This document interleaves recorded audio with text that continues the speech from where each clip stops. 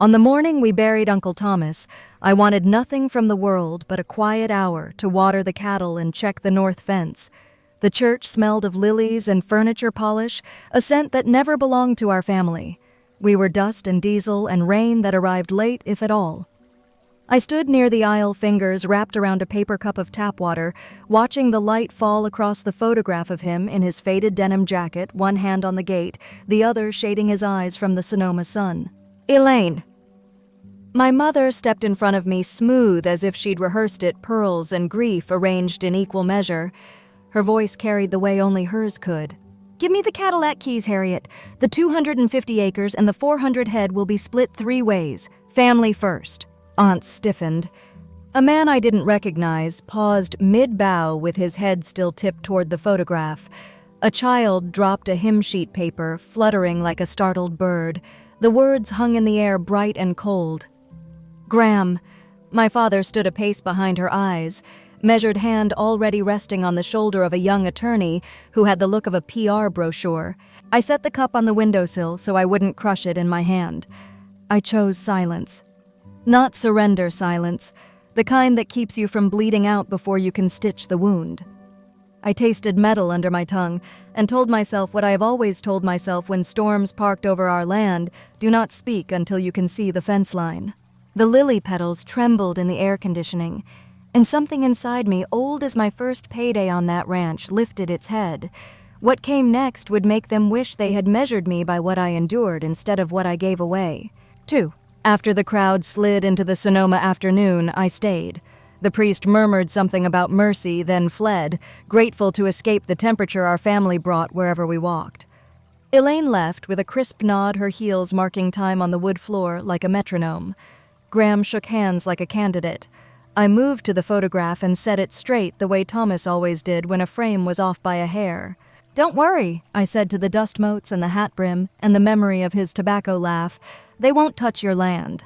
At the cottage behind the main house, Maxwell Thornton arrived right on time, gray suit soft at the elbows, a man whose calm was its own loudness. On the kitchen table lay a lifetime's worth of papers, deeds, insurance policies, grazing permits, contracts with the co-op, a list of names scrawled in Thomas's hand, men who could be trusted to show when the pipe busted after midnight. Maxwell opened his briefcase and read. No theatrics, no Latin flourishes. When he reached the last line, he folded the will and slid it toward me. "All land assets, livestock, personal property, and the vehicle are transferred to you, Harriet." He anticipated resistance. "These filings are airtight." He placed a sealed envelope on the stack.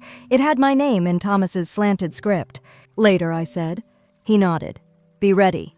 I was not a woman who felt victory. I was soil, take a boot print. I'll grow around it. But the shaking in my fingers subsided, and I could breathe without counting. Outside, dusk slid over the pasture like someone pulling a sheet up to the chin of a tired child. 3. Sam Bennett showed before sunrise with black coffee and 2 croissants he insisted were for inventory, not comfort. We sat on the back steps. Fog lifted off the lower fields in low rivers, the kind that make the cattle look like they're standing in steam. The herd muttered and shifted. Somewhere a metal gate clanged like a bell. "She meant it," Sam said, the way he says most things true by default, not persuasion. "I know." He watched the fog thin, then added, "Expect trouble." Trouble did not knock. It arrived the way rain does in August building, and then all at once. A courier with a spine like a ruler, an envelope thick with filings, demand for reconsideration, petition to delay transfer motion, to freeze distribution pending formal challenge. I could hear Maxwell's air tight, as if the man were standing under my porch lamp. Elaine and Graham did not call. They sent paper and a rumor that I had taken advantage, that grief had softened Thomas's mind, that daughters owe the hands that raised them, even the hands that pushed them out of the house when they refused to co-sign a loan with interest sharp enough to cut a throat. 8 years is a long time to learn how to be polite to silence. I had done my homework. That night I opened the envelope Thomas left. Inside was a voice recorder and a letter. The letter was brief, dated 3 weeks before his heart said no for the last time. "I'm leaving it to you because you don't sell what feeds you. When I got sick, they came around with bright teeth and soft hands. I told them to come back when the grass started growing uphill. If they try you, you wait them out and you tell the truth out loud. I pressed the recorder. His voice filled the room slower than I remembered, but steady, deliberate. He spoke about Graham's ideas that always ended in someone else's debt, Elaine's talent for calling selfishness sacrifice the meeting where a developer spread maps on his kitchen table and promised him a boutique resort where Bean, the calf Sam rescued, in a February cold snap, liked to sleep in the winter sun. I said no, Thomas told the machine, and I'm saying it again here. If they put your back to a wall, take this to town and let the light do what it does. 4. The first red ribbon came tied to a business card. I found it under the sugar jar when I lifted it to wipe a ring of spilled coffee. Silver Ridge Development in glossy blue, a phone number, a website that sounded like someone's version of a dream. On the back, Elaine's handwriting, prelim survey, ask for Jack. I didn't call. I walked. Past the irrigation shed along the line where the Hawthorne volunteers insist on returning to the equipment barn Thomas built with a neighbor who could eyeball a level better than most men can use one. On his desk, oak nicked by 20 winters of wet gloves and keys, tossed from a cold hand, one plank had never sat flat. I slid a putty knife under the edge and lifted it clean. Envelope. Rubber band. A roll of plans that smelled like graphite. I spread them across the desk. Red pencil lines slashed the pasture into rectangles. In the corner, initials EM beneath a neat note, split lots 234, push access road across South Paddock. My breath failed clean out of me. Not a gasp, not a cry, just an empty moment where the body forgets in order to remember better later. Gravel crunched outside under someone's boots. A cow lowed deep and irritated at nothing. I slid the plans back into the envelope and reset the board. The sky beyond the barn door was so blue it looked painted. Truth doesn't need symbols, Thomas used to say. It sits there same color it's been all week. V.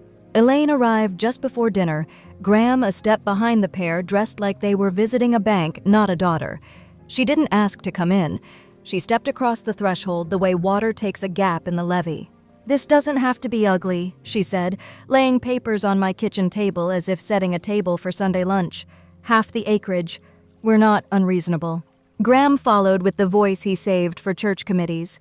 "Keep the house and a few acres to walk around. You never wanted the burden, Harry." He used the nickname from a decade ago, as if time alone could make it welcome again. "Let us take the headache." I picked up the first page. Deeds with blanks already inscribed with their names, a tidy paragraph guaranteeing the herd would be relocated efficiently, a clause that used the phrase optimal economic outcome where I would have said, stripping a life for parts. "No," I said. Elaine blinked.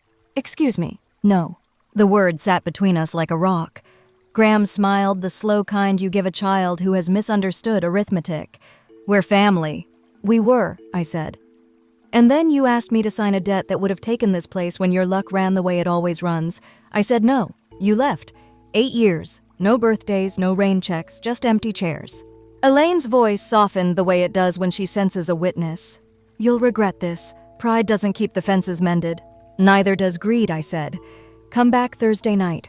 I'll say what needs saying where everyone can hear it." Her eyes went hard. Graham folded the papers, every edge exactly aligned. "You always were stubborn." "I am now," I said, and shut the door gently in their faces. 6. Callie Hart pulled into the yard with tortillas, cheese, and a look that meant she had already heard 4 versions of the story in town, and wanted the 5th, the one with the facts intact. Callie doesn't decorate the truth. She sweeps around it and lets you sit on a clean floor. "We're not doing the whisper campaign," I said between bites. "We're doing light." She nodded. Clara. Clara Whitmore had filmed the moment in the church when Elaine asked for keys and thirds, her camera tucked in a way that respected grief, but did not ignore harm. She sat up in the office with headphones and a small mountain of cables and a patience that made me like her more with every hour. We layered Thomas's recording over the clip of Elaine's demand. Then we laid in screenshots of the Silver Ridge business card and PDFs Maxwell had pulled the night before from the County Land Commission preliminary inquiries that had somehow appeared in the queue before Thomas was even cold. "Run it clean," I told her. "No music, no persuasion. If truth needs a drumbeat, it isn't truth." Eleanor Price arrived with ginger cookies and a pencil thick as her porch broom. Retired judge or not, the woman sees around corners. She marked the places in the report a lawyer would try to tug loose and handed notes to Maxwell, who had drifted in and taken a chair like he lived here. "You'll get another motion," he said. "They'll try mental fitness. They'll throw expert declarations. We file again, and we don't blink." "I won't," I said, and realized that I meant it down to the marrow. Second, the Stock Growers Association hall smells like coffee and rope. By the time the folding chairs filled and Sam took his place near the back, the room felt like a thunderhead. Clara rolled the footage. "The church," Elaine's voice. "Thomas's recorded gravel riding the room like a low river. I'm leaving it to you because you don't sell what feeds you." The Silver Ridge email asking for a temporary signature from the heir presumptive to expedite infrastructure permitting. No one coughed. No one checked a phone. When the screen went dark, people started talking the way people talk when they've been waiting for too long. Not gossip testimony. The woman who'd delivered salt blocks out here during the drought and never saw Graham once. The man whose brother lost his place after signing with a developer who promised him 4 times what he owned and left him with nothing but a gravel driveway to a house he did not live in. Graham stood first. He spoke about sacrifice and fairness. Elaine followed with tears that arrived on schedule. They called me ungrateful cold, a daughter who had forgotten where her blood came from.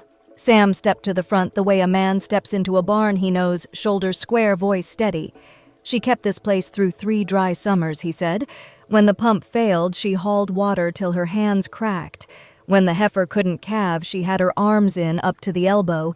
She's not selling, not for anybody's plan in a jacket." Eleanor read the paragraph from Thomas's letter to the County Land Commission. "Under no circumstances are Graham or Elaine Monroe to be included in decision-making regarding this land. My reasons are private and final." Maxwell laid the filings on a table and said in his unexcited way, "There is no legal path for a freeze not with these documents." The vote that followed meant nothing on paper, but it was a fence line. Every hand in the room went up and stayed up, leave the land with the person Thomas named. 8. The fallout did. What fallout does, fell quickly, settled slowly. Silver Ridge scrubbed a press release from their website before breakfast. The co-op pulled Graham's name from a committee he'd joined the previous afternoon. A letter landed in Maxwell's inbox, withdrawing an exploratory partnership. The attorney who arrived with my parents at the funeral stopped returning their calls. Elaine did not appear for a week. When she did, she wore a sweater the color of old snow and carried a sad bouquet from a grocery store display meant for anniversaries. She sat on the porch swing and waited a picture of maternal endurance that would have fooled the part of me that desperately wanted something simple if I hadn't seen the parcel map in red pencil. "You humiliated me," she said when I reached the steps. "You tried to take my home?" She flinched. "You don't have to be cruel. Cruel is laying roads across a pasture a man tended 40 years because you like the way money looks in a line of zeros." She stood. For the first time in our lives, she looked small. "I'm your mother," she said. "You are," I said. "And love without respect is a wound we keep pressing on." She left without another word. I watched the dust settle long after her car turned out of sight. Yikes. Somewhere between the day the last motion failed and the morning Sam and I replaced the chain on the south gate, the land began to sound different. Not quieter, truer. Fence wire pinged the creek, stitched itself along the willow roots. Bean thumped his sides against the post like a child testing a wall. It is a strange thing to feel peace occupy space that resentment once rented by the hour. I called Eleanor and asked for help drafting something Thomas would have approved of. She listened while I described the program I had seen forming in my mind since the night I pressed play on his recording workshops on sustainable grazing and vineyard care for women starting over after the world took what it shouldn't have. Not a charity, not a brand, a circle with work at its center. We named it the Thomas Monroe Women's Circle because names matter and good men deserve their due. I kept the house and the herd. The rest, when I was gone, would live as a trust harder to pry open than that board on Thomas's desk. Callie brought flyers without clip art, just dates, a phone number, and a sentence that felt like an oath. "We teach what keeps the gate standing." Maya Brooks arrived in a hat that had belonged to her grandmother and hands that had not yet learned where to be. She learned fast.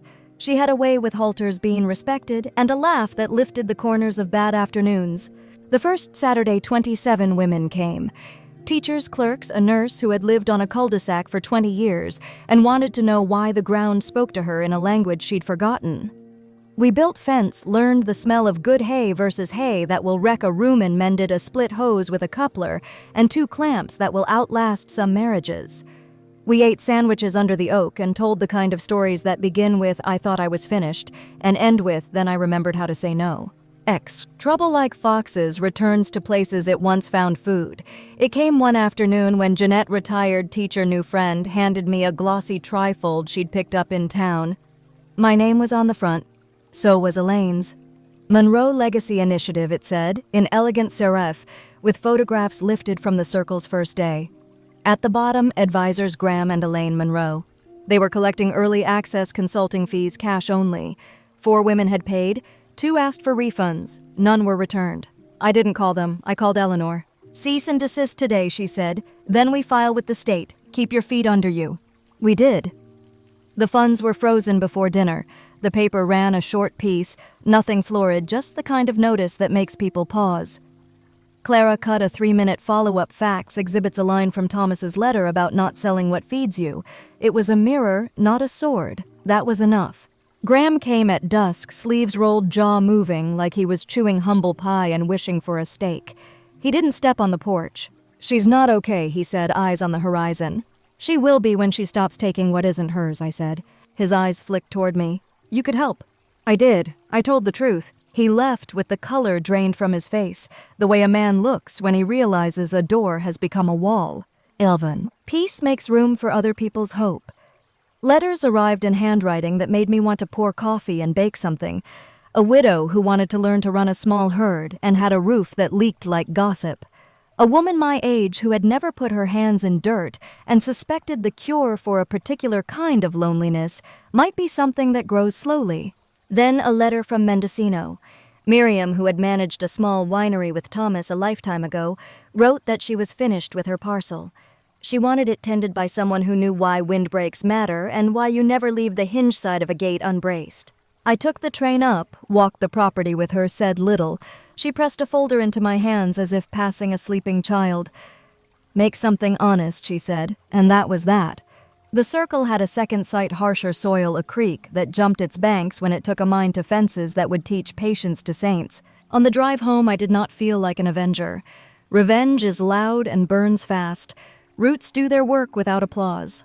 12. On a Sunday, when the heat lay on the ground like a wool blanket, Callie brought her daughter Nova, who wore boots 2 sizes too big, and a purple notebook for important thoughts.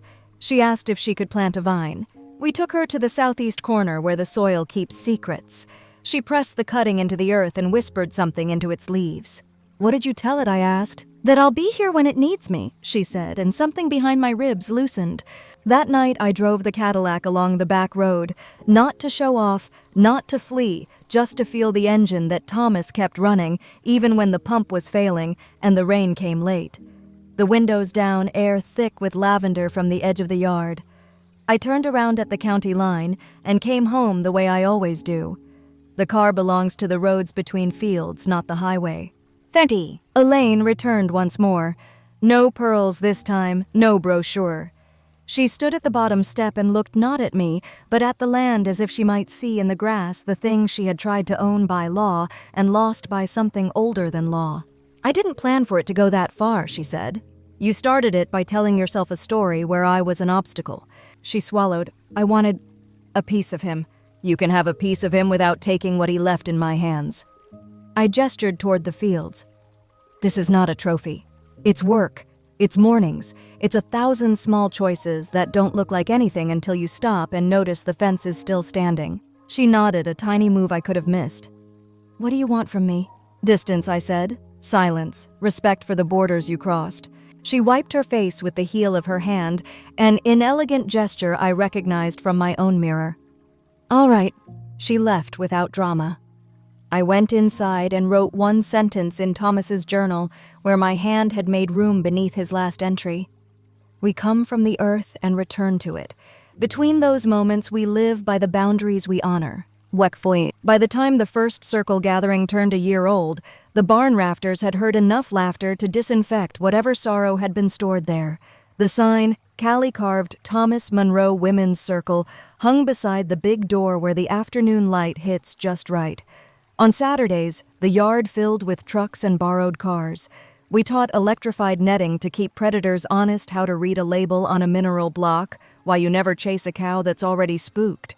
You just walk and let her remember you're part of the world, not a threat.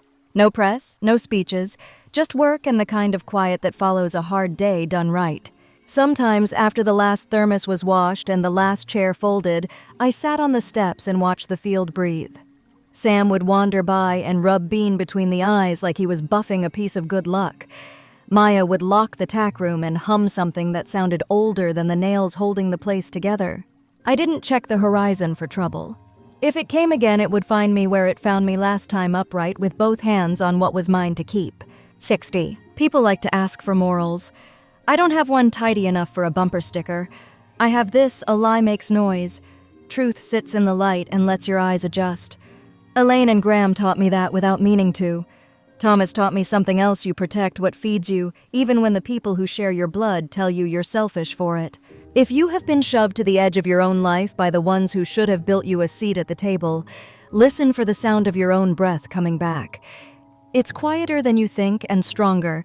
When it arrives, stand, plant. Say no where, no belongs. Make a circle and keep the gate. The land will tell you when you're doing it right. It will go on being itself grass and wire and water and the movement of animals who do not care about your pride or your pain. It will give you every day you can meet with both hands open.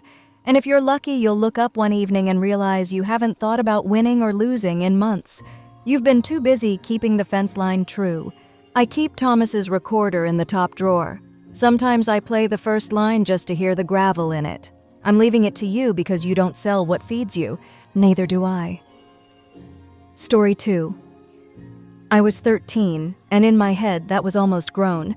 My sister Vanessa was 18 and convinced she ruled every room she walked into. That Saturday, she drove us in Mom's dented sedan from Dayton all the way down to the Amtrak station in Cincinnati. She said we needed fresh air and a quick ride by the river. I believed her because at that age, I still believed anyone who sounded sure. The station was big and hollow, every step echoing like we were inside a drum.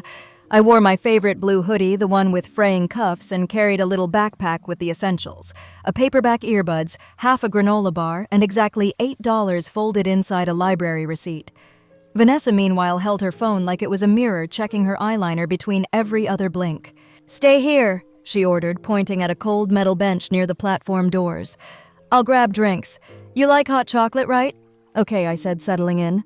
She took a few steps, spun around, and added with a smirk, "Let's see how you do finding your way if I get lost.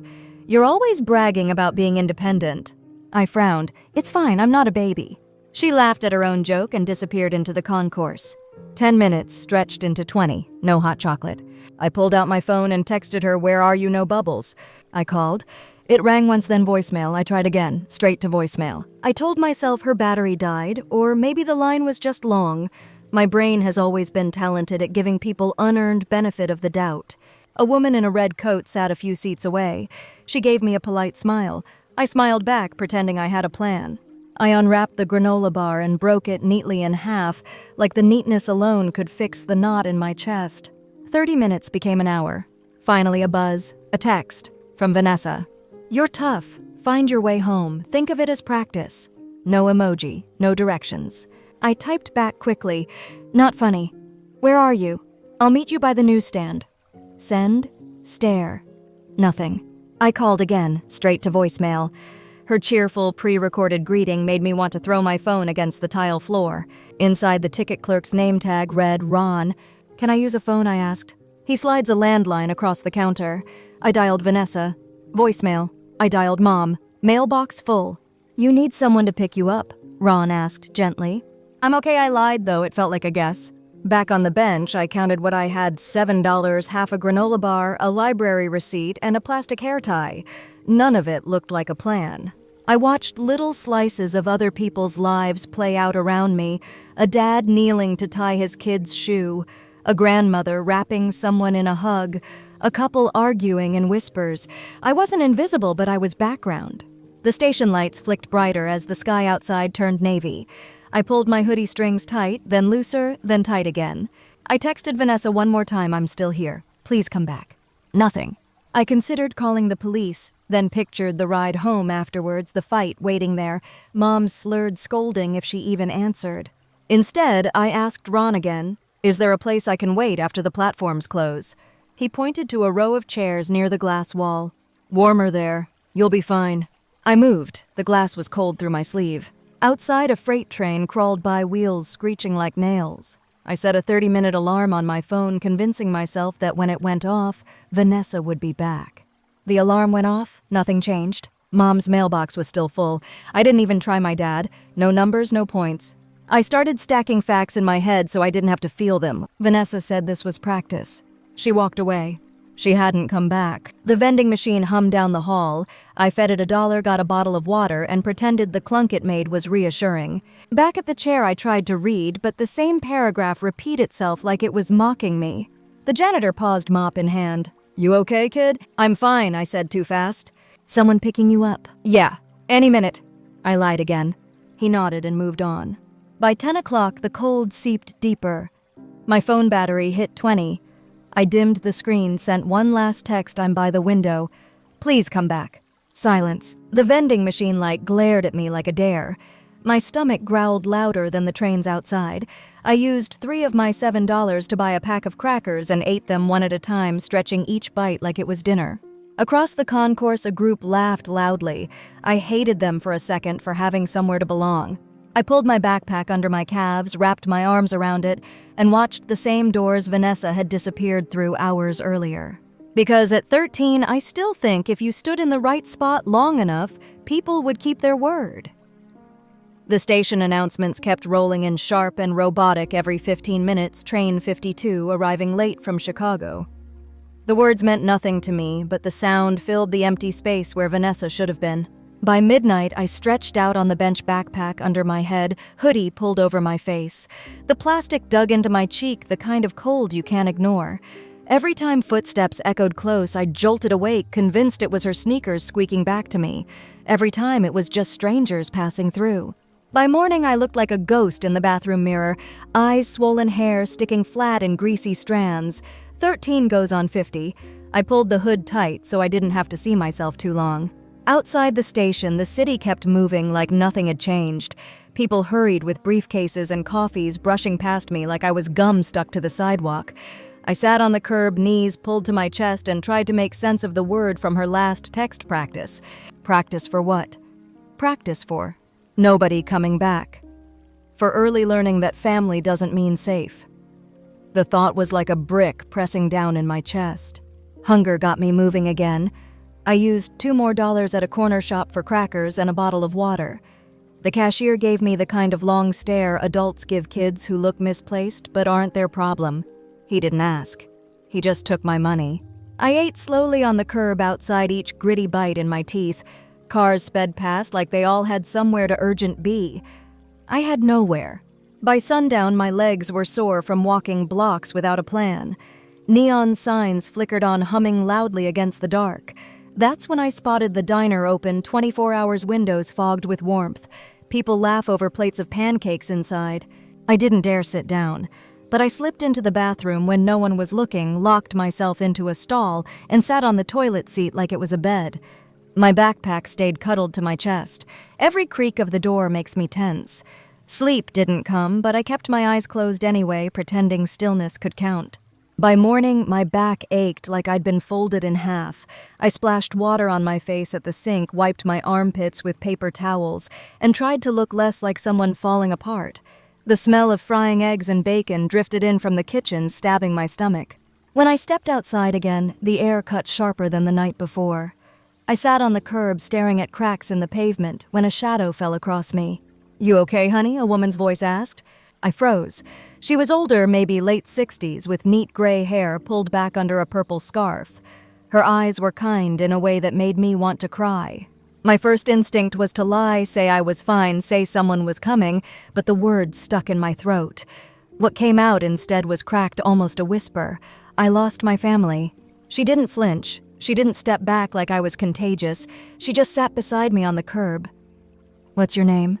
I panicked. Abby felt too exposed, too traceable. "Emma," I blurted. She nodded gently like she believed it without question. "I'm Marjorie." She reached into her tote and pulled out a wrapped sandwich. "Here, you need this more than I do." My hands shook as I took it. "Thank you." I devoured the sandwich so fast my throat hurt, but she didn't comment. She just let me eat. "You don't have to tell me details," she said softly, "but I know a place where kids like you can sleep. They'll feed you. It's safe." "Is it the police?" I asked quickly, my chest tightening. "No. Church shelter. Volunteers. They don't ask many questions." She dug into her purse and pressed a crumpled 20 into my palm. "There's a bus to Millport. Ask the driver to drop you off at Maple Avenue. The shelter's there." I stared at the bill like it was gold. "Why are you helping me?" Her smile flickered faintly but real. "Because once someone helped me when I was young and scared. You'll understand one day." Before I could answer, she gave my shoulder a squeeze and stood. She blended into the crowd within seconds like a figure I might have dreamed up. The 20 bought me a bus ticket, a hot chocolate from a vending machine, and the smallest spark of hope. I sat by the bus window, clutching my backpack, whispering to myself so low I could barely hear it. "You're not going back." The bus rumbles away from Cincinnati, and with each mile, the station shrank in the rear view. Millport looked tired. Rows of brick shops, a pawn store, a grocery with a fading sign, a diner that probably hadn't changed its menu since the 60s. The bus hissed to a stop at Maple Avenue. Across the street, a red brick church sat with its doors open and a hand-painted sign, "Evening meals at 6. Beds available." I backpacked the straps of my cross the street and stepped inside. The air smelled like soup and bleach. At the desk, a woman looked me over quickly. "Emma," I said without hesitation. The lie slides easier this time. She scribbled on a clipboard. "All right, Emma. We'll get you a plate and a bunk. Girls' dorm is down the hall." No one asked where my parents were. No one asked why I was alone, just like Marjorie had promised. Dinner was watery chicken soup with saltine crackers, but it filled me. The dorm had rows of metal bunks, thin mattresses, and the smell of damp laundry. Still, when I lay down with my backpack under my head, it feels like luxury. I whispered to myself, "Abby is gone. Emma stays." Over the next week, I learned the shelter's rhythm. Breakfast at 7, chores at 9, school enrollment, if you can manage it. I kept to myself, only spoke when asked, and never slipped on the name Emma. One night, Marjorie appeared again carrying folded blankets. She spotted me and smiled like she'd known I'd be there. "How are you holding up, Emma?" she asked. "Fine," I said, my voice steadier than I felt. "You remind me of myself at your age," she said, her eyes warm. "Stronger than you think? Don't waste that." Her words stuck with me. People didn't usually call me strong. They called me a burdened, dramatic, or invisible.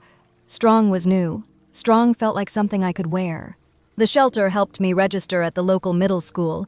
I picked the last name Miles off a road sign I'd seen on the bus ride. Emma Miles. It looked ordinary enough to pass. By the time I sat in my first class, writing it at the top of a worksheet, it almost felt real. At school, no one blinked when I wrote Emma Miles at the top of the attendance sheet. Teachers called me Emma, students called me Emma, and soon enough I answered without hesitation. The name feels like armor. Nights were harder. In the dorm, girls whisper about their parents, caseworkers, or foster homes. I stayed quiet, eyes fixed on the ceiling. My one steady thought, no one is coming back. That's both the relief and the wound. By the end of the school year, social services placed me with a foster family, the Lanes. They weren't saints. They did it for the stipend, but they weren't cruel either. Dinner appears on the table every night. The rules were simple: keep grades up, respect curfew, and don't get cops at the door. For me, that was enough. The Lane house was small and sagged on one side, but it had something I hadn't had in months: stability. I still slept with my backpack next to the bed, though. I didn't trust drawers. I didn't trust permanence. At school, I kept my head down. No sleepovers, no mall trips, just homework and quiet. Teachers noticed I followed instructions, turned things in on time, never caused trouble. That reputation landed me in JROTC, Junior Reserve Officers Training Corps. At first, I thought it was just another excuse for adults to bark orders, but the first time I slipped into the stiff uniform, something clicked. For once, everyone looked the same. No one cares about foster files or missing parents. The uniform flattened all of that. Our instructor, Sergeant Daniels, had the kind of voice that snapped your spine straight without thinking. He barked about respect, discipline, teamwork. Strangely enough, I liked it. Orders were cleared, consequences predictable. Unlike home, nothing depends on someone's mood. "Good work, Miles," he said one afternoon after I nailed a drill sequence. The name rings in my chest like a bell. Miles. He didn't know it wasn't real, but maybe that didn't matter. Maybe it was real now. Drill became my outlet. Marching in step felt like control. Carrying the flag during parades made me taller. For the first time, I wasn't invisible. The structure bled into the rest of my life. I made my bed with hospital corners. I folded laundry into sharp squares. I timed myself on chores, shaving off seconds. The other foster kids rolled their eyes, but I didn't care. Order made sense. Rules make sense. During one community service project, we picked up trash at a park. I worked twice as fast as the others. Daniels pulled me aside. "Why are you moving like someone's chasing you?" he asked. I broke. I don't like leaving a mess behind. He studied me for a moment like he heard more than I said. That year, I stopped flinching when people called me Emma. I laugh sometimes at dumb jokes in the squad. I wasn't whole, but I wasn't hollow either. The Lane foster placement didn't last forever. By 16, I'd been moved twice more. Different walls, different rules. But the uniform stayed constant. JROTC became my anchor, the one thing no foster shuffle could strip away. Daniels saw something in me. "Ever thought about the service?" he asked one afternoon. "The service," I echoed. "Army, Marines, Navy. Kids like you, discipline already built in, you do well." I hesitated. No one had ever told me I had anything worth keeping. "I'm only 14. "Yeah, well, 14 turns to 18 faster than you think. Keep your grades up. You'll have options." Options. That word feels like oxygen. For most of my life, choices belong to other people. Vanessa chose to leave me. Mom chose not to answer. Foster parents chose whether I stayed, but maybe if I kept this path, I could choose for myself. At 15, Daniels handed me a Marine Corps brochure. "Hardest branch," he said. "Not for everyone, but it makes some kids." That night, I read it under my blanket with a flashlight. Images of recruits crawling through mud climbing ropes standing in formation. Impossible and perfect all at once. I wanted that. I wanted to be unrecognizable from the girl who once sat starving in a train station. So I doubled down. Push-ups every morning, runs after school, sit-ups until my stomach cramped. I lived like boot camp had already started. "Don't burn out," Daniels warned. "Boot camp will break you down anyway." "I can handle it," I said. He crouched so we were eye level. "Listen, Miles, if you go in already thinking you've got nothing left to lose, you'll make it. Just don't forget to live in the meantime." I nodded, though I didn't understand what he meant yet. Competitions became my high. Drill team color guard, even tiny parades no one watched. The first time I carried the flag in front of a crowd, applause hit me like sunlight. For once, strangers didn't look past me. At school, a cadet named Tyler tried to ask once, "You got siblings, Miles?" "No," I answered flatly. "Just me." He looked like he wanted to press, but my stare shut him down. After that, no one asked. Walls stayed up. That suits me fine. By 16, Daniels nominated me for a summer leadership camp at a base nearby. The week was hell, early runs, push-ups in dirt, endless drills. But when I marched across the field at the closing ceremony, seeing Daniels nod from the stands, it felt like a medal. That summer cemented it. I wasn't just surviving anymore. I was preparing. Preparing for a life where no one could ditch me again. Preparing to build a family out of loyalty, not blood. Preparing to matter in ways Vanessa never thought I would. On my 17th birthday, I walked into the recruiter's office. Staff Sergeant Moore studied me with arms crossed. "Why the Marines?" he asked. "Because it's the hardest," I said without blinking. He smirked. "That's an answer I don't hear much." He slid a stack of papers across the desk. "Come back when you're 18. We'll make it official." Walking home, I caught my reflection in a store window. JROTC uniform under my hoodie backpack slung high. For the first time, I caught sight of a version of myself who looked like she could endure. Not a girl waiting to be chosen or rescued, but a woman who would not vanish when the weather turned. Someone who would stack a life brick by careful brick even if she had to mix the mortar herself.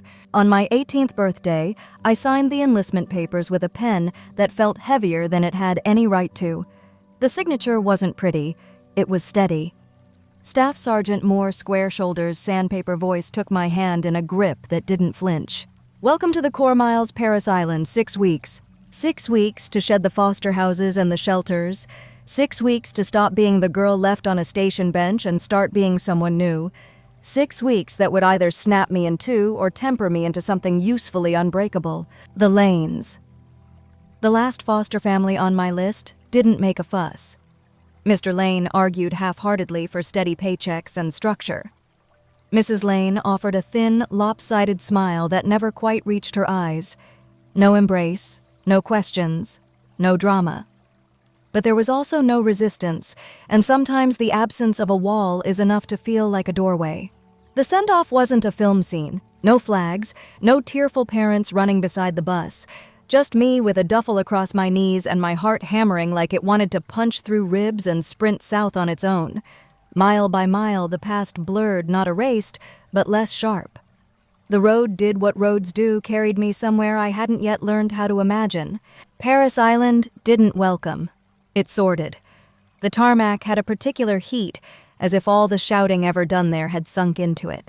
The instant my boots touched the line, the drill instructors found their volume and lit us up like we'd arrived late to our own rescue. Move eyes front down now. Sleep got carved into scraps. Food turned into functional calories swallowed in 7 minutes flat.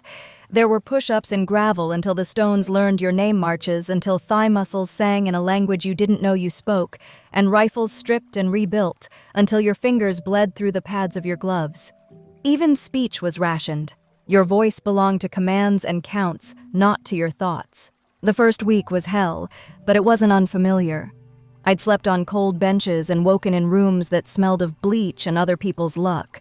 Compared to that, being screamed at with rules that made sense felt almost kind. At least here, pain had purpose.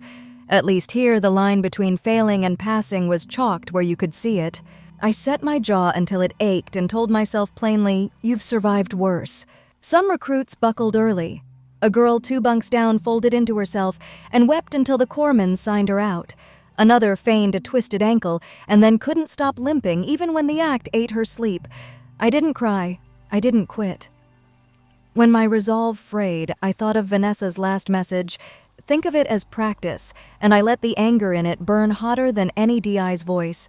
By the 3rd month, the island had pressed its mark into me. Calluses mapped my palms. New muscle stitched itself across my shoulders. My spine felt like a bar of steel someone had smelted for a reason. I could field strip a rifle in under 2 minutes without looking like I was performing a trick.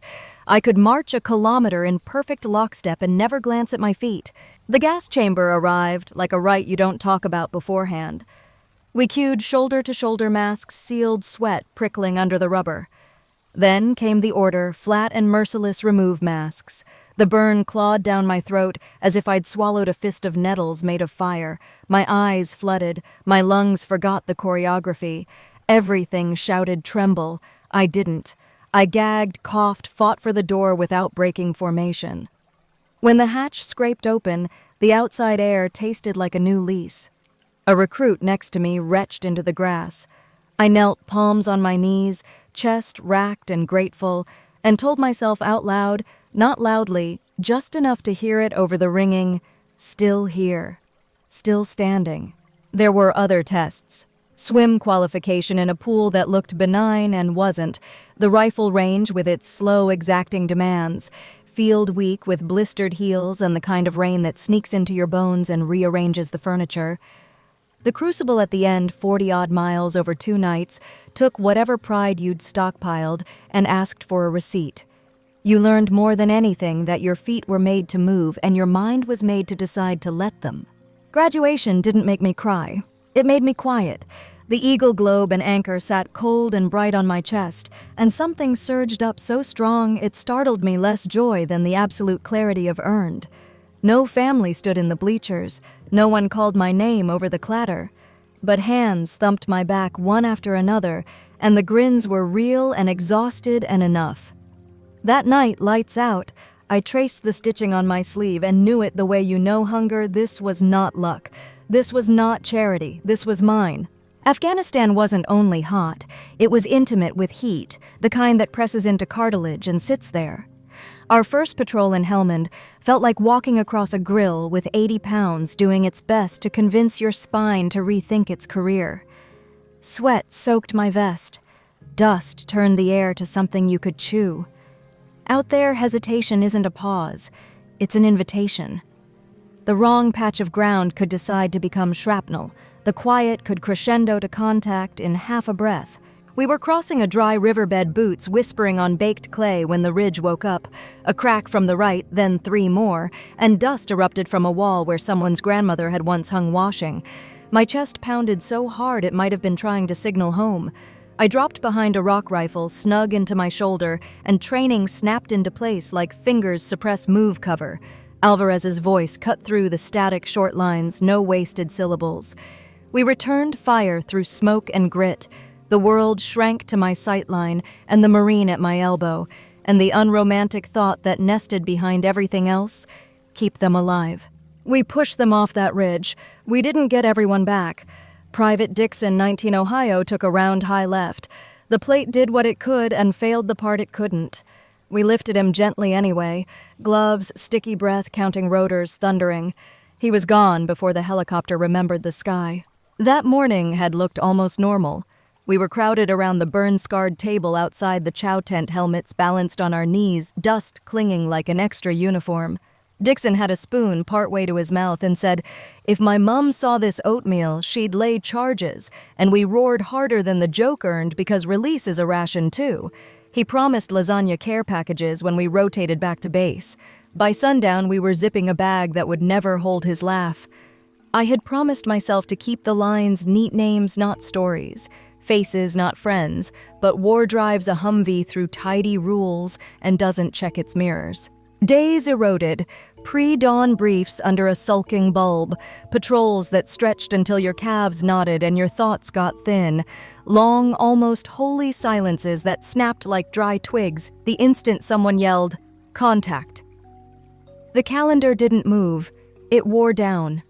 Mostly, war wasn't firefights.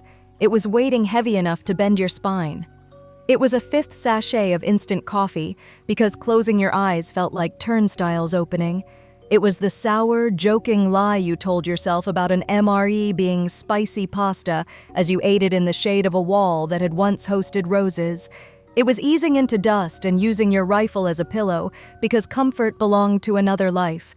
It was laughing at something barely funny because the other option was remembering why you needed to. Not everything was gun smoke. We took supplies to a school, paper pencils, a fading first aid kit, a box of chalk. Children arrived like sparrows, sleeves tugged and fingers pointing requests for sweets in a gentle riot of words and gestures. A girl with a purple hair tie showed me her workbook columns of careful sums, and I pretended long division and drew a smiley face that looked like it had slept badly.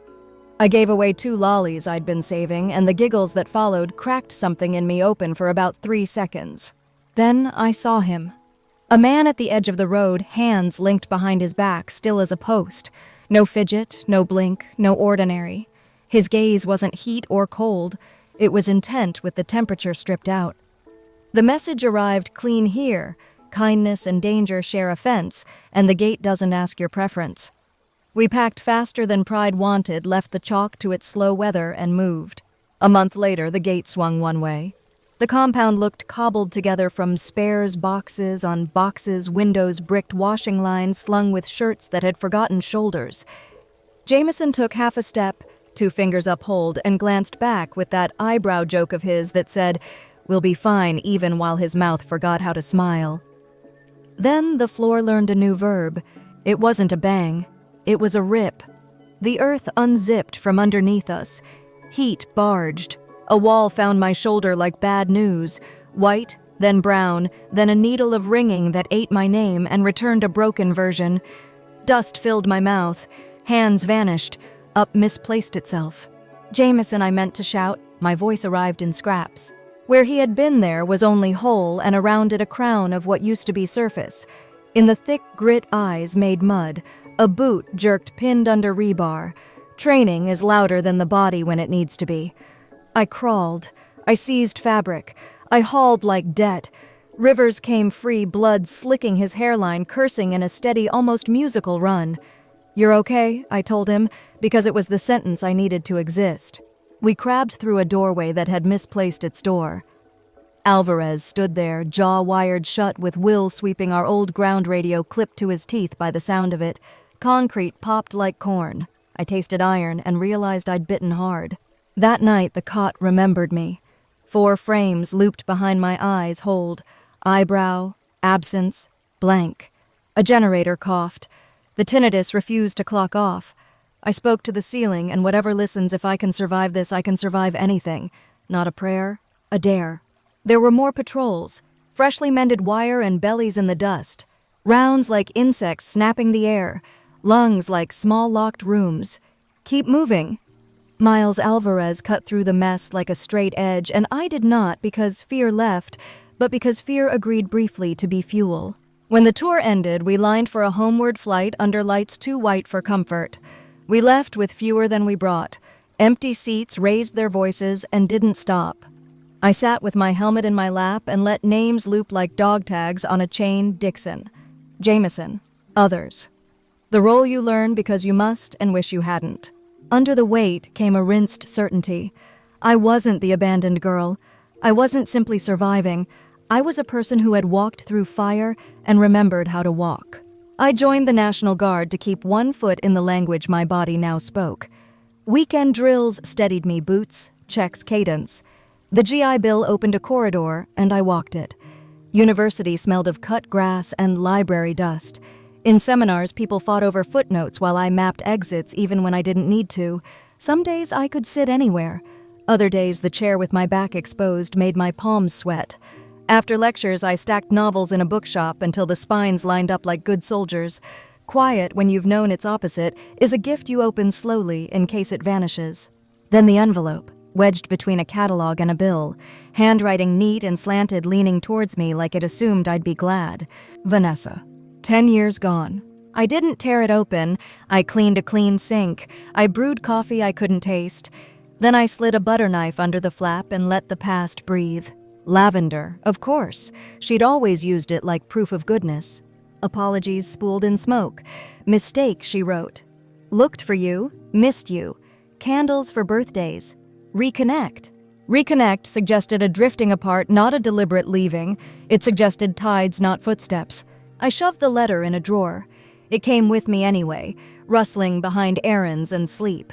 A week later, my phone showed 37 missed calls, all her. I played one voicemail. Her voice had aged. Not old, just less careless. Emma, I'm sorry, I shouldn't have left you. I don't expect forgiveness.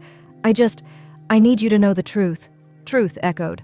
3 days later, sun creeping in like a new idea, I rang back. You've got 5 minutes, I said. Use them. It wasn't meant to be the end, she blurted. I wanted to scare you, prove I didn't have to watch you every second. Then I panicked and lied. I told Mum you'd run. I thought you'd be home by dinner. When you weren't... It spiraled. I tried to find you, I swear. My jaw clenched until it hurt. 10 years packed into prank and panic. You don't get to call it panic, I said. I was the one on a bench with no food, no number, no family. You went home. She sobbed, unperformed and messy. Please, just meet me once. If you still want me gone, I'll go. The Marine in me counted exits. The abandoned girl said, face her. Once I agreed. Maple Avenue Cafe. Neutral ground. Too public for shouting close enough to see if hands shook. I arrived early and let black coffee go cold. The bell rang. She entered, shorter hair threads of gray, the old smirk, retired. Consequences had been taking her calls. Emma, she said. I didn't stand. Sit. She shredded a napkin. You look strong. I am, I said. Truth doesn't need garnish. She began the script. I raised a hand. No theater. Honesty. I was selfish, she said, lips trembling. I wanted control. Leaving you for a few minutes was meant to make you listen. Then I kept walking. Then I lied. When you didn't come home, I couldn't say what I'd done. I was a coward. I am sorry. I leaned forward. My voice shook from the weight I was finally setting down. Do you know what that day did, foster homes? Shelters. The Marines. I buried friends whose names live inside my skull. They became family you never were allowed to be. And you think sorry is the bridge. If hating me keeps you whole, she whispered, I'll take it. I don't hate you, I said. Hate costs energy. You don't get that from me. What I feel is nothing. You don't matter enough to hate. Her face folded. Please, don't shut me out forever.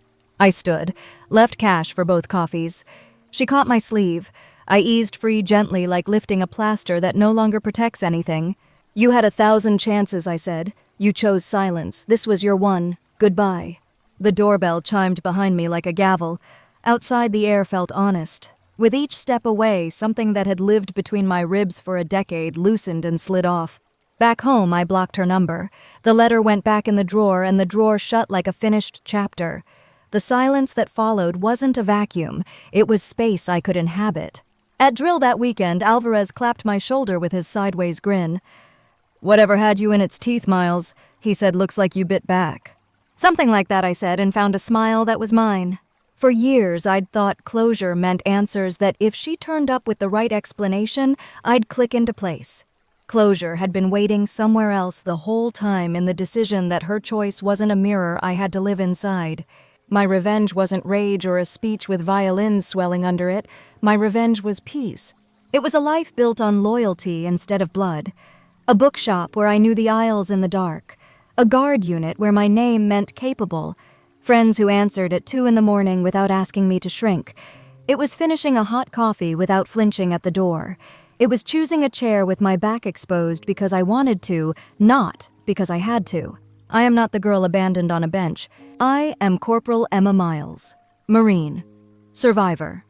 And for the first time since a sister left me with a lie and a lavender-scented future, I am free. Story 3. I could feel it the moment I stepped into the restaurant. The host looked at my reservation and asked, "Table for 5." I forced a smile and said yes, despite every part of me screaming that I shouldn't have. I was raised to believe family shows up especially for milestones like this. Yet here I was, tucked into a corner booth by the window, twisting my napkin and checking my phone every 10 seconds, like a freshman on date night. I even caught myself chuckling, trying to stay cool. "They're just late," I muttered under my breath as I ordered a drink. "But my name is Eric.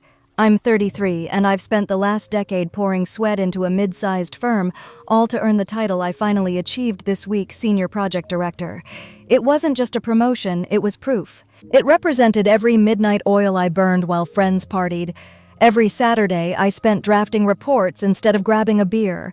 It was stability. It was progress, and most of all, it was validation I wanted to share with the people who promised they believed in me: my mom, my brother Jordan, my cousin Michelle, and Uncle Ray.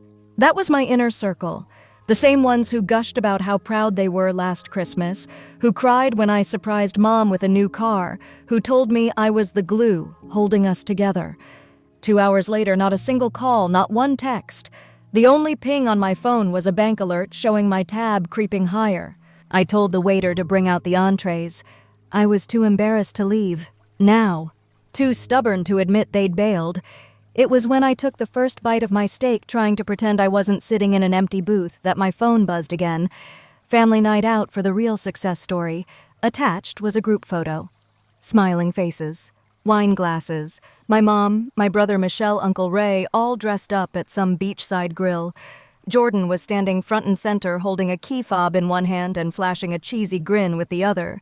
Behind him, a shiny new jet ski on a trailer. The caption: "He earned this. So proud of you, bro."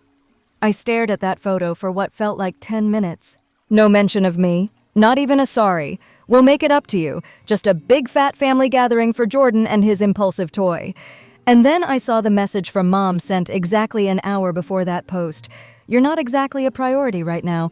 We'll catch up soon. Enjoy your dinner." I don't know what hit me harder, how casually it was written, or how rehearsed it sounded, as if she'd been waiting for the right moment to finally say it. I paid the $1,940 bill, left a 25% tip, because the staff kept pretending not to notice how alone I was, and drove home in silence. When I got inside, I didn't turn the lights on. I just sat at the edge of my bed, phone in hand, going through memory after memory like a silent slideshow. Every grocery bill I covered, every. "I'll pay you back next week." That never happened. Every emergency call that ended with me wiring money, just until things stabilize. Every time Mom told me Jordan was just figuring himself out. Every lie I told myself that I wasn't being used. I walked into my home office, logged into the shared mortgage account I'd been silently funding for 3 years, and stared at the payment schedule. $1 earn $830 monthly. Auto deducted from my salary every 10th. I opened a new tab, clicked on the bank's contact, canceled it just like that. Then I grabbed a sticky note, scribbled 5 words. Drove to the house I hadn't stepped foot in since Easter and taped the note to the door. Let him pay it now. I didn't even wait to see if they were home. I drove off. Phone on silent. I went to bed without brushing my teeth or changing clothes. The last thing I remember was the sound of my heartbeat echoing in my ears. By morning, my phone had 81 missed calls. Most were from Mom. A few from Jordan, 1 from Uncle Ray, and 3 texts from Michelle that said, "Call me now. Are you serious? And we need to talk." But I didn't answer any of them.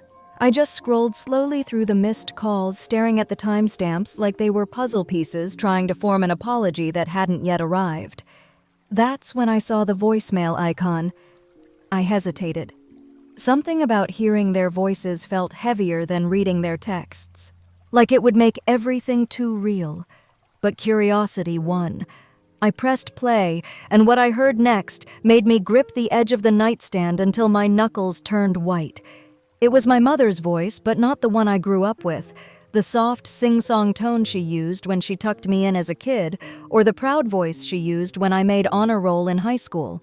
No, this one was cold, high-pitched, frantic. "Eric, what did you do?" The mortgage bounced. I got a call from the bank this morning and they said the payment didn't go through. I don't understand. Why would you do that without telling us you knew we were counting on you? Your brother, he's finally doing well, and you're being spiteful. Then, like some dramatic sitcom, she dropped her voice into a teary whisper. "This is not how family behaves." I replayed that line. "This is not how family behaves." Again and again, the irony sinking in deeper every time. The next voicemail was Jordan. "Bro, this is messed up. Mom's freaking out. We were going to handle it. We just needed a little time." "You didn't have to pull the plug like that. Seriously, are you trying to make us lose the house a little time?" 3 years of payments. But apparently, I should have given them more time. The third voicemail was Michelle. She didn't even try to pretend. "Okay, wow, so you're punishing the whole family now. Over what? A dinner grow up. You always act like you're the martyr. Like you're the only one who does anything for anyone. Newsflash, you're not the only one who works hard. Eric Jordan's been hustling too. He finally got a break and we wanted to celebrate. I'm sorry, your little job promotion got overshadowed, but you didn't have to blow up everything over it." That one made me laugh. A tiny, joyless laugh. But still, my little job promotion. I sat on the edge of my bed, looking around at the silence in my apartment. No family portraits, no souvenirs from group trips, just a clean place I paid for alone. It wasn't loneliness I felt, though. It was clarity. I finally saw the pattern I'd been ignoring for years. My brother Jordan always got the attention that he's just figuring things out. Excuse was the family motto when it came to him, even when he flunked out of 2 colleges, even when he totaled his first car. Even when he started 3 businesses and let each one quietly fold without paying back a single loan. He was the dreamer, the one with potential. Meanwhile, I was the dependable one, the invisible safety net. They didn't clap for me when I got my degree early. They didn't throw a party when I paid off Mom's car or when I negotiated with the bank to stop foreclosure after Dad passed. But they called me a good son in public. They loved that image of me always being the stable one, the provider, the reliable background character in their louder, messier story. Until I stopped that afternoon. I finally answered one call Uncle Ray. He was always the more level-headed one. Never got involved unless things went nuclear. I figured if anyone deserved a conversation, it was him. "Eric," he said, voice low and tense, "you've got to talk to your mother. Why I asked Combat Blunt so she can guilt me into covering for them again." He sighed. "She's a wreck. So she didn't know how left out you felt." I chuckled. She didn't know. Did she also not know? She texted me to say I wasn't a priority. Ray didn't respond to that, just silence. I let it hang there. "They've got 30 days, I said finally. "That's how long until the bank posts a final notice. She's scared they'll lose the house," he muttered. I shrugged even though he couldn't see it. "Maybe Jordan can sell the jet ski." Ray actually laughed just once, sharp and unexpected. Then he cleared his throat. "You're serious, aren't you? For the first time in a long time, you didn't fight me on it." I think in some twisted way he understood. Maybe he'd seen this imbalance too, but didn't say anything. Maybe he'd been me once, just further down the road. Later that night, I got a long message from Mom. She called it a misunderstanding. She said she didn't mean for the dinner to turn into a competition. She tried to soften the language. Even included an "I'm proud of you" buried somewhere in paragraph 5, but then she ended with, "Don't let this one mistake ruin everything we've built as a family. One mistake." It was then I realized we've been building two very different things. I'd been building trust-responsibility structure. They've been building convenience, a system that worked as long as I didn't question it. The moment I pulled back, it cracked. The next morning, I checked the shared account. No payments had been made. No one had even tried.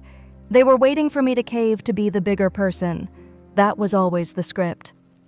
I closed the account entirely. By that afternoon, Michelle showed up at my apartment uninvited. She knocked hard, and when I opened the door, she marched right past me like she owned the place. "We need to talk," she said, arms crossed. I stayed by the door. "About what?" "About this little tantrum you're throwing. You're hurting Mom." I stared at her. Hurting her. She texted me mid-dinner to tell me I wasn't a priority, while celebrating Jordan, the guy who hasn't paid for a meal in years. He bought a jet ski. She shouted, "He's doing something for himself. That's not a crime." "No," I said slowly, but pretending like that's some grand achievement while dismissing everything I've done for the family. "That's the problem." She glared at me. "I sharp. You always act like you're the victim." "No, I'm done being the sucker." She scoffed. "They're your family." "They were," I said quietly. "Now they're just people I used to pay for." That was when the shouting outside began, Jordan in the parking lot pacing next to Mom's car. I watched him through the window, rubbing his hands through his hair, yelling into his phone. I didn't need to hear the words. I could guess everyone. And I didn't move because for once, I wasn't going to be the one who cleaned it all up. Michelle didn't leave right away. She stood there staring at me like she was trying to find the old version of me, the one who would have apologized by now, maybe even offered to transfer a partial payment just to ease the tension. I waited, arms crossed, saying nothing. She must have realized I wasn't bluffing, because eventually she turned without a word and walked out. No slam of the door, no dramatic final remark, just silence. It was a strange kind of calm after she left, not peace. Exactly. More like stillness after a long storm where you're not sure if the skies have cleared or if another wave is coming. I made coffee. I sat on my balcony. I watched the same neighbors walk, their same dogs in their same routines. But my world had shifted. That afternoon, I got a text from my old friend Cam. He'd been my roommate back in college. I knew my family dynamic better than most, though. He'd only ever seen the tip of the iceberg. "Dude, you okay? Your mom just called. My mom said you're having a breakdown." I stared at it for a moment, then sent a short reply. "Nah, just finally woke up." He didn't push further, just sent back a thumbs up emoji. "And are proud of you, man." That hit harder than I expected. Around 6 p.m., my phone buzzed again, this time a FaceTime request from Mom. I didn't answer. A few minutes later, a long wall of text came through. She started soft, tried the warm, guilt-tinged maternal tone. "Eric, sweetheart, please don't let this spiral any further. I know things didn't go the way you hoped, but we were genuinely happy for Jordan. We didn't mean to overshadow you. Can we talk, please? I'll cook your favorite lasagna night. Just us. We need to fix this then." Almost like flipping a switch. The second paragraph turned sharp, but canceling the mortgage was reckless. "You put us all in jeopardy. You had no right to make a unilateral decision about the house, especially when you've been covering it voluntarily. This wasn't your burden to drop voluntarily." That word did something to me, as if I'd just happened to drop $65,000 over 3 years. Like it was spare change. I stumbled over on my way to work. No apology, no acknowledgement, just expectation. It reminded me of last Christmas when Jordan had gifted Mom a designer bag. "But use my credit card without asking. It's just easier this way," he'd said, laughing like it was a harmless prank. And Mom, she'd said I was overage acting for demanding he return it. "It's family," she had whispered, patting my shoulder. "You always help. It's just who you are." But maybe it didn't have to be. Later that evening, I was scrolling through emails when a new one popped up. Subject line notice of payment failure. Final warning. I opened it. It was the official 15-day notice before the mortgage entered default status. I could almost hear the panic setting in across town. I didn't reply. Instead, I pulled up the old spreadsheet I had kept, one I hadn't updated in months. Every wire transfer, every utility payment, every temporary loan that was never repaid. Each row was neatly labeled color-coded by recipient. It took up 10 full pages, over $82,000 across the past 5 years. I stared at the total. Then I opened a blank document, titled it, "What I Owe Myself," and I began writing. It wasn't just a financial reckoning, it was personal emotional. For every time I was talked over at the dinner table, for every "we'll get you next time" birthday, for every celebration I funded and was excluded from. I didn't realize how heavy the weight had become until I finally set it down. That night, I received a video message from Jordan. He was sitting on the couch. "He's a mess," face flushed. "Man, what are you doing?" he said, voice trembling with fake calm. "You're punishing everyone over some dinner. Grow up. Yeah, we messed up. But this, you've got Mom crying every hour. Michelle's blowing up my phone and now the bank's calling." He looked away for a second, then added, "Just turn the payments back on. We'll talk after." I didn't respond because they didn't want to talk. They wanted to reset the system, patch the hole without addressing the leak. 3 days passed. I want to work like normal. I started jogging again. I cooked actual meals. It was almost comical how much time I suddenly had. I didn't have to check if Jordan's car insurance had renewed or if Mom's electric bill was paid. I didn't have to set calendar reminders for Michelle's rent. And every morning I watched the group chat grow more chaotic. Michelle had renamed it to Emergency. Eric, please respond. Then Mortgage Crisis, then Family Unity Chat. Broken heart emoji. I muted it. I only opened it once just to read a message from Uncle Ray. I warned them this would happen. "You were never the weak one. You were just too generous." That message. I saved it because it was the first time someone in that family said it out loud. The turning point came on the 7th day. Mom showed up at my door, but not alone. She brought Jordan, and Jordan brought the jet ski on a trailer parked right in front of my apartment like a peace offering wrapped in idiocy. She knocked once. Then again, I didn't answer. She called out, "Eric, sweetheart, please, just let us explain." I watched from the people. Jordan was pacing, holding a paper in his hand. From what I could see, it looked like a bank notice. Mom stepped back, looked directly at the door. "I know you're in there," she said softly. "You're proving your point.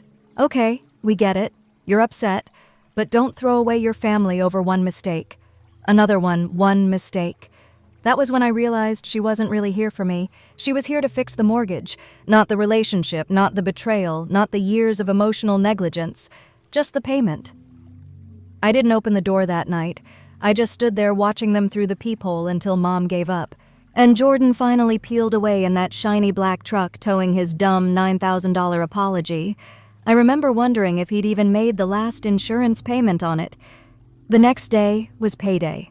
For the first time in years, my account didn't show a giant deduction to cover a house I didn't live in. My paycheck felt heavier, like it meant something now. Like it was mine. I stared at the total for a long time, trying to remember the last time I had looked at my own bank balance and smiled. But the peace didn't last long. By noon, I got a call from the bank's collections department, the house. My mother's house was officially 2 payments behind, and because of the type of mortgage, the default process had already started. I wasn't liable, of course. I'd removed my name years ago after covering enough temporary payments to realize I was being roped into more than I ever agreed to, but that didn't stop the bank from trying.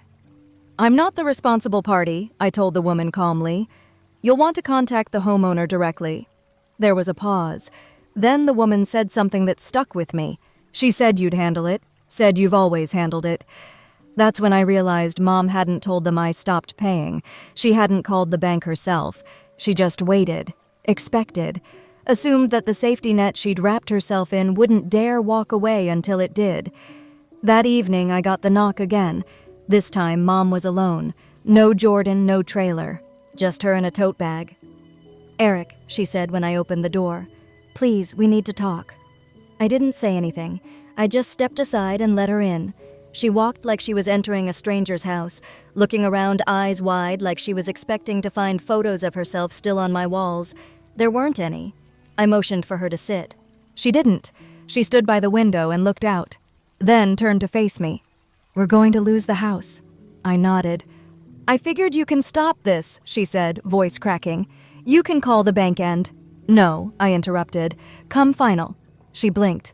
"What I said, no, I'm not calling the bank. I'm not making any payments. I'm done." Her jaw tightened.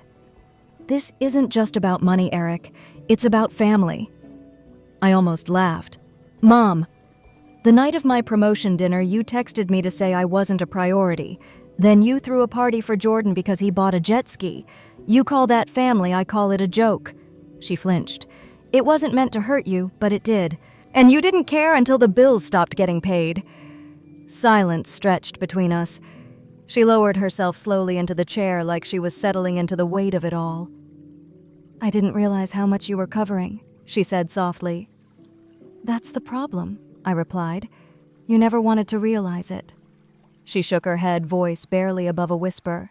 "Jordan's not like you. He needs more help." "No, Mom," I said firmly. "He needs consequences." She looked up at me, eyes glassy. "He's your brother, and I'm your son." She stared at me, and for once there was no defense, no script, no guilt trip, just the empty echo of truth sitting heavy between us. "I didn't want to believe it," she said. "That you just leave us like this." "I didn't leave," I corrected. "I stopped being used." She swallowed hard.